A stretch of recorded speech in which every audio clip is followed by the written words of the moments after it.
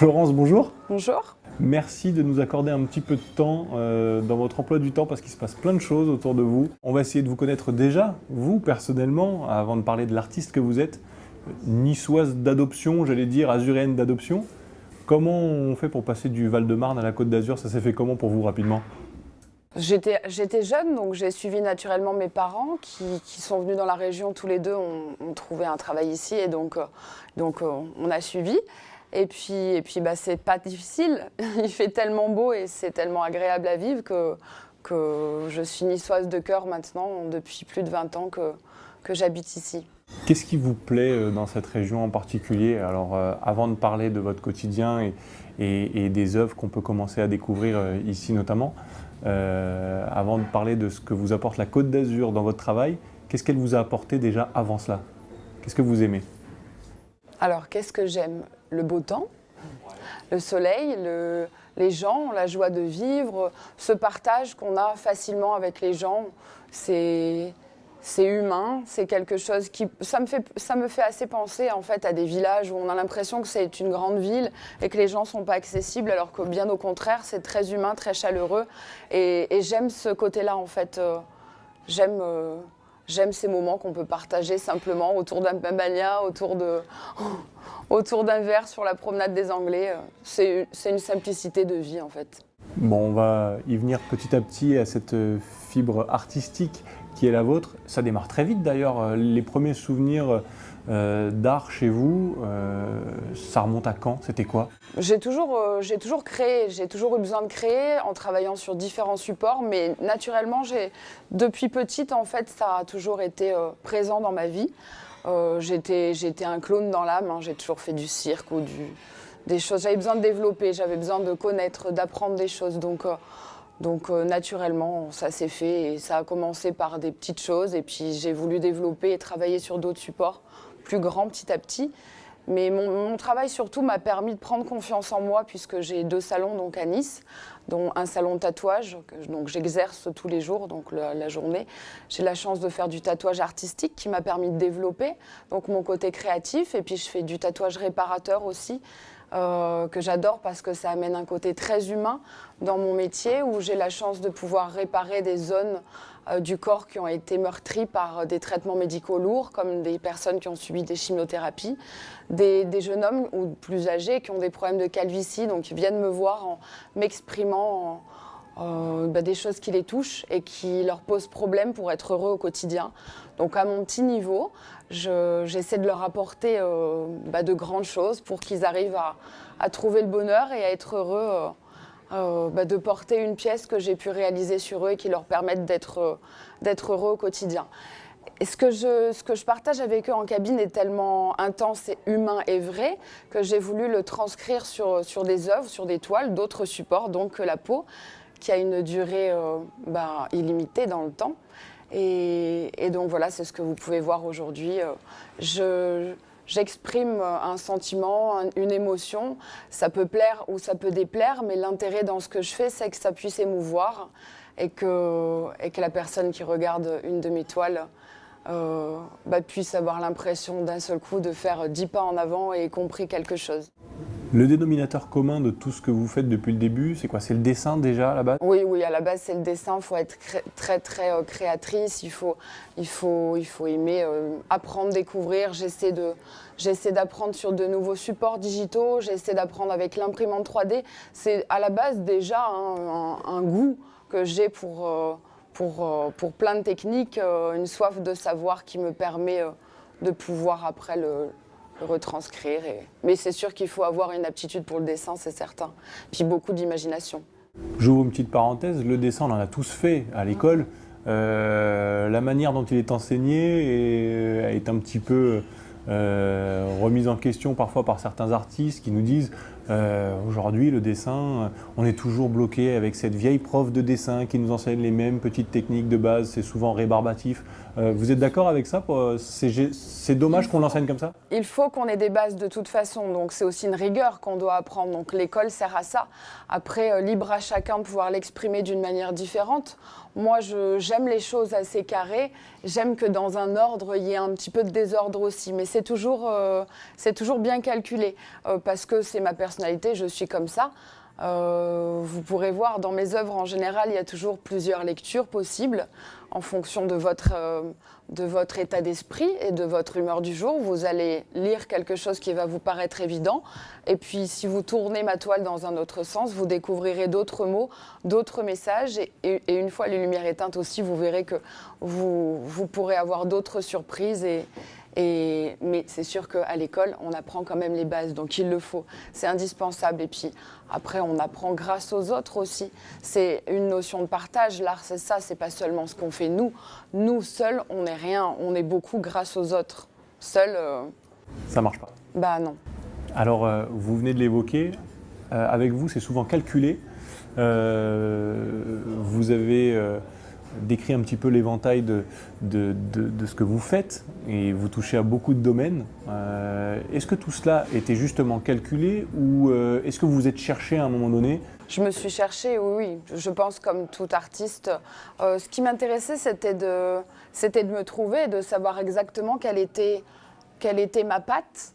Puisque normalement, quand on voit une œuvre, on doit pouvoir savoir qui l'a effectuée, qui l'a fait. Et donc, il fallait que j'ai... un peu comme ma signature. Je l'ai trouvée que très récemment et j'ai eu la chance dès le début d'être suivie par des personnes de la région qui m'ont fait confiance et qui m'ont passé des commandes. Donc à ce moment-là, le rêve s'opère et donc ce que j'imaginais au départ impossible est devenu possible grâce toujours à ce qu'on disait tout à l'heure, à des personnes qui ont trouvé que c'était joli et qui étaient réceptifs à mon art. Et donc j'espère que ça continuera le plus longtemps possible. Vous regardez un petit peu ce qui se fait du côté des autres artistes ou alors vous vous dites j'ai peur de m'inspirer un petit peu trop ou de... Comment ça se passe pour vous? Comment vous travaillez? J'ai besoin justement de m'entourer d'artistes, j'ai besoin d'avoir leur ressenti, c'est indispensable. J'ai d'ailleurs mon petit cousin qui est artiste peintre sur la région, du nom de Faben, donc d'artiste, qui a fait le personnage Mr. Lover. Et puis plein d'autres, Kotek, plein de personnes comme Anthony Alberti et sa femme qui sont très connus et qui font des choses que j'adore, qui sont pour moi magnifiques, ainsi que Moya aussi, très connue sur la région niçoise, que j'affectionne particulièrement. Je m'inspire forcément d'eux, j'ai besoin d'avoir leur ressenti, qu'ils me disent ce qu'ils en pensent, bien sûr, que ça soit positif ou négatif, ça amène toujours sur quelque chose de bien de toute façon. Et puis voilà, donc c'est indispensable, on partage les choses ensemble, c'est parce qu'on les partage ensemble qu'ensuite une œuvre est jolie et plaît ou pas. Mais il faut en tout cas qu'elle interpelle. Donc grâce à eux, ça fonctionne. Vous l'avez dit, vous évoluez sur plusieurs supports, vous touchez presque à tout. Est-ce que c'est ça qu'on appelle l'art total finalement ? Pour moi, c'est dommage de se limiter à une chose. Je trouve que c'est vraiment dommage. C'est pas parce qu'une chose fonctionne qu'il faut pas savoir prendre des risques dans la vie. Comme quand j'ai créé mon entreprise, j'ai pris le risque aussi que ça fonctionne pas. Mais c'est un état d'esprit. Je pense que quand on veut réussir, on se donne les moyens et on y arrive. Il n'y a pas d'autre issue. Pour moi, il n'y a pas de risque. Alors vous avez parlé tout à l'heure de ce que les gens pouvaient ressentir et ce que vous pouvez leur apporter. Vous, dans votre travail, dans vos œuvres, dans votre quotidien, qu'est-ce que vous recherchez? Qu'est-ce que ça vous apporte finalement à vous? Alors, je suis quelqu'un qui j'ai du mal à parler de moi parce que c'est pas dans mon habitude. J'ai plutôt tendance à valoriser l'autre justement parce que quand je suis en cabine, donc, je suis avec des personnes qui ont des parcours de vie très compliqués et c'est très agréable pour moi de pouvoir leur être utile. C'est indispensable et c'est ce qui m'alimente au quotidien. Donc, j'ai l'impression de servir à quelque chose, pas seulement de tatouer simplement. Donc, c'est ce qui m'a amené à pouvoir travailler sur des toiles et j'espère que ça pourra plaire et que ça me permettra d'aller loin et que d'autres personnes seront sensibles aussi à ce que j'essaie d'exprimer. Alors on vous sent passionné bien évidemment là-dessus, il n'y a pas de doute. Vous auriez pu faire autre chose et cette autre chose ça aurait pu être quoi ? Je pense prof de dessin. C'est un petit bout de moi aussi. Je dis souvent que j'ai 2 enfants, mais mes œuvres sont aussi un petit bout de moi. Et elles expriment un petit bout de mon cœur, un bout de mon âme, de ce que je ressens et de ce que je partage avec les autres. Donc Donc oui, prof de dessin, ça restait autour du partage, donc ça me correspond parfaitement. On a commencé tout à l'heure en parlant de Nice et de la région. Là, pour le coup, à titre professionnel, elle vous inspire cette région?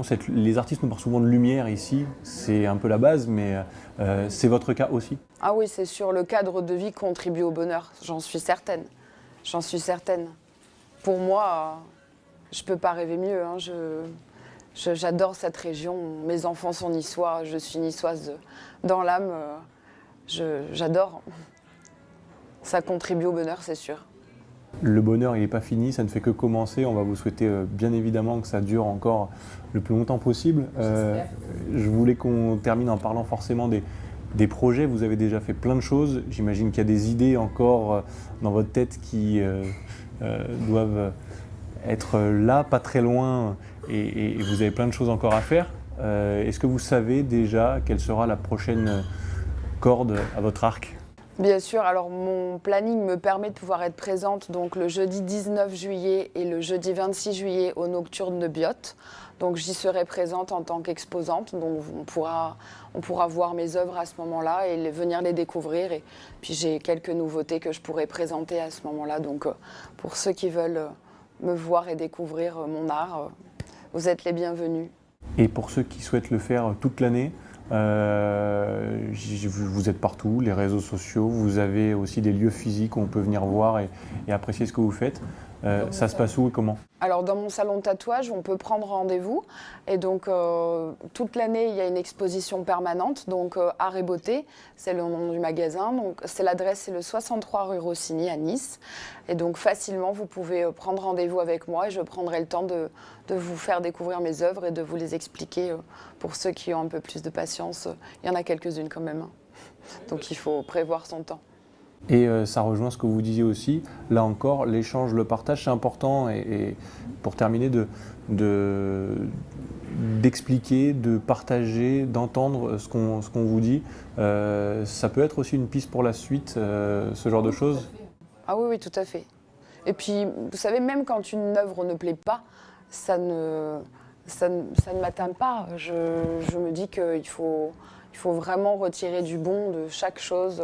C'est du positif, en fait. Les gens qui vous expriment même quelque chose de négatif ont le courage de le faire. Donc, c'est tout à leur honneur. Et j'ai la chance qu'ils puissent l'exprimer. Donc, je me dis que c'est à prendre et il faut savoir entendre, il faut savoir accepter pour pouvoir évoluer.